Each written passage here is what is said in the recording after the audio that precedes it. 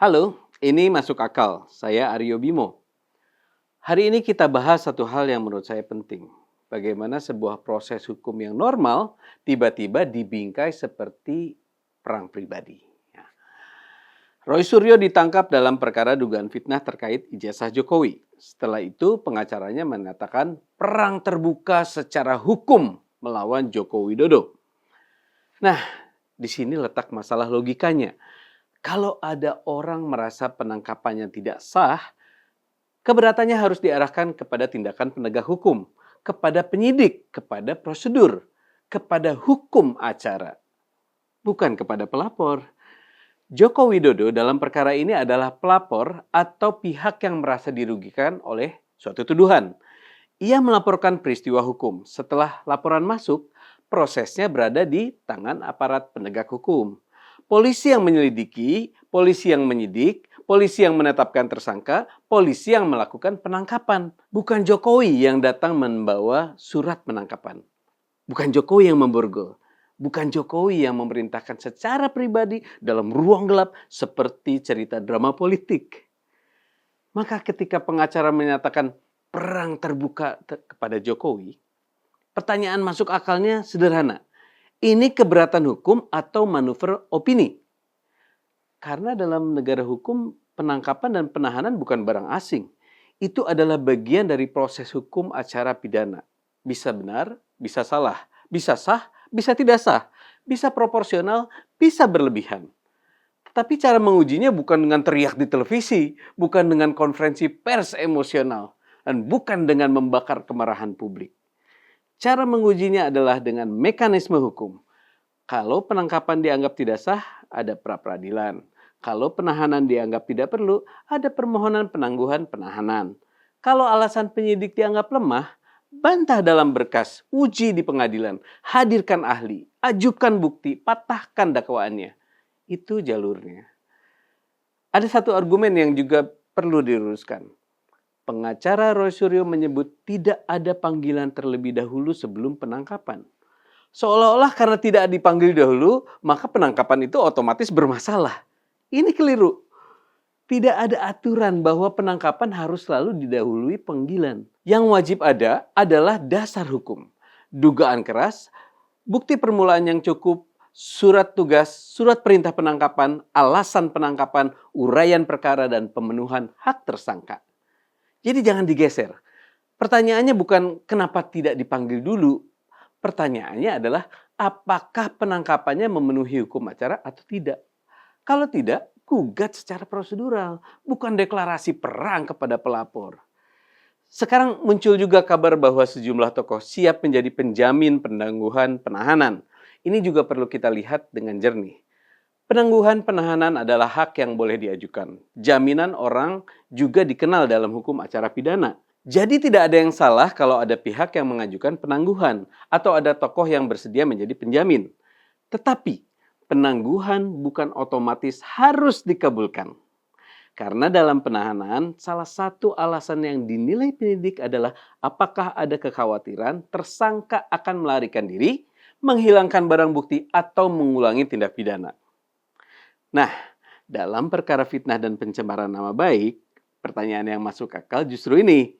Apakah ada jaminan bahwa perbuatan yang dipersangkakan tidak akan diulangi? Sebab selama ini publik sendiri melihat sendiri ya, setelah berstatus tersangka pun, narasi soal ijazah itu masih terus dibawa ke ruang publik. Pernyataannya, tuduhan, insinuasi, dan framing terus beredar. Maka kalau penyidik menilai ada risiko pengulangan, penilaian itu bukan muncul dari ruang kosong. Jadi silakan ajukan penangguhan, itu hak, tetapi penyidik juga berwenang menilai apakah jaminan itu cukup untuk menghapus kekhawatiran hukum. Karena penjamin bukan hanya pasang nama, secara moral mereka sedang mengatakan kepada publik, kami menjamin orang ini akan kooperatif dan tidak akan mengulangi perbuatan yang dipersangkakan. Kalau itu tidak bisa dijamin, maka pertanyaannya sederhana. Yang sedang dibangun ini argumentasi hukum atau lagi-lagi panggung solidaritas politik? Kita harus hati-hati membedakan dua hal. Pertama, hak tersangka untuk membela diri. Itu wajib dihormati. Kedua, hak aparat penegak hukum untuk menjalankan proses pidana. Itu juga bagian dari negara hukum. Jadi jangan hanya mengakui negara hukum ketika kita melapor, tetapi menolaknya ketika kita dilaporkan. Jangan hanya memuji prosedur ketika menguntungkan posisi kita, lalu menyebutnya kriminalisasi ketika prosedur itu mulai menyentuh diri sendiri atau kawan sendiri. Roy Suryo punya hak. Ia berhak didampingi pengacara. Ia berhak diam. Ia berhak tidak membuktikan dirinya bersalah. Ia berhak menguji tindakan penyidik. Ia berhak membantah seluruh tuduhan. Tetapi, hak itu tidak berarti ia kebal dari proses hukum. Ini yang sering kacau dalam perdebatan publik kita. Seolah-olah orang yang sering muncul di televisi, sering bicara lantang, sering mengaku punya data, otomatis tidak boleh disentuh oleh hukum. Padahal justru kalau seseorang berkali-kali membuat tuduhan serius di ruang publik, ia juga harus siap mempertanggungjawabkan tuduhan itu di ruang hukum. Selama ini, Roy Suryo dan kawan-kawannya berkali-kali bicara soal ijazah Jokowi. Mereka tampil di berbagai forum, membuat klaim, menyusun narasi, mengajak publik percaya bahwa ada masalah besar di balik ijazah itu. Sekarang proses hukum berjalan. Maka pertanyaannya bukan lagi siapa yang paling keras bicara. Pertanyaannya, siapa yang bisa membuktikan? Karena ruang hukum berbeda dengan ruang talk show. Di talk show, orang bisa memotong pembicaraan. Di media sosial, orang bisa mengulang kecurigaan. Di konferensi pers, orang bisa membangun drama.